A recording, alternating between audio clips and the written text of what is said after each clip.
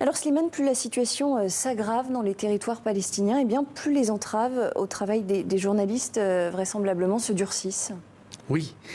Vous savez qu'Al Jazeera avait déjà été suspendu par les autorités israéliennes dans le territoire israélien et à Jérusalem. Maintenant, c'est la Cisjordanie où l'autorité palestinienne lui interdit de couvrir les situations, et notamment ce qui se passe à Jenin, car tout a commencé à Jenin. Jenin, c'est une ville dans le nord de la Cisjordanie qui fait à peu près 50 000 habitants. Il y a un énorme camp de réfugiés qui a toujours été un bastion de la résistance à l'occupation israélienne. Donc depuis quelque temps, on se rappelle, l'armée israélienne l'avait envahi, procédé à des destructions disproportionnées, et l'autorité palestinienne est venue maintenant pour mettre de l'ordre. Elle accuse les activistes palestiniens d'être des idiots utiles de l'extrême droite israélienne, je cite, qui tire sur des Israéliens et qui ensuite ramène une répression disproportionnée. Donc l'autorité palestinienne a voulu investir ce camp que même l'armée israélienne n'a jamais pu occuper. Ce camp est aujourd'hui encerclé, on a coupé l'eau et l'électricité, les ambulances ne peuvent plus rentrer et sortir, et ce sont ces images-là qu'Al Jazeera filmait en donnant la parole à la population du camp qui manifester sa solidarité avec les activistes enfermés dans le camp et contre l'autorité palestinienne.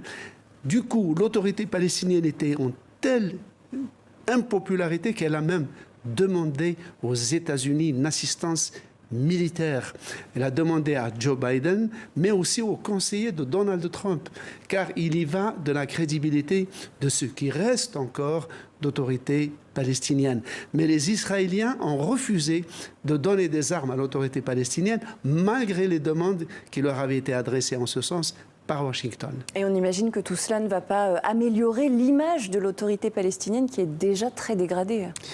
Elle est très dégradée parce qu'en fait, qu'est-ce que ça révèle cette histoire? Que l'autorité palestinienne, qui est elle-même sous occupation, Mahmoud Abbas, tout président qu'il est, ne peut pas se déplacer sans une autorisation préalable des autorités israéliennes. La police palestinienne, qui a à peu près 11 000 officiers, est humiliée quotidiennement par les menées de l'armée israélienne et par des colons et ne peut pas intervenir. Et là, subitement, elle veut montrer ses muscles. Qui plus est, elle collabore, sur le plan de la sécurité, avec la police israélienne. Tout cela a fini par la vider de toute crédibilité, et son impopularité était évidemment mise en scène par les intervenants que Al Jazeera faisait venir complaisamment, d'une certaine manière, pour pourfendre l'immobilisme et, pour ne pas dire la passivité absolument invraisemblable de l'autorité palestinienne face à ce qui se passe à Gaza et dans les territoires occupés. Merci beaucoup Slimane Zeguidour, éditorialiste à TV5 Monde.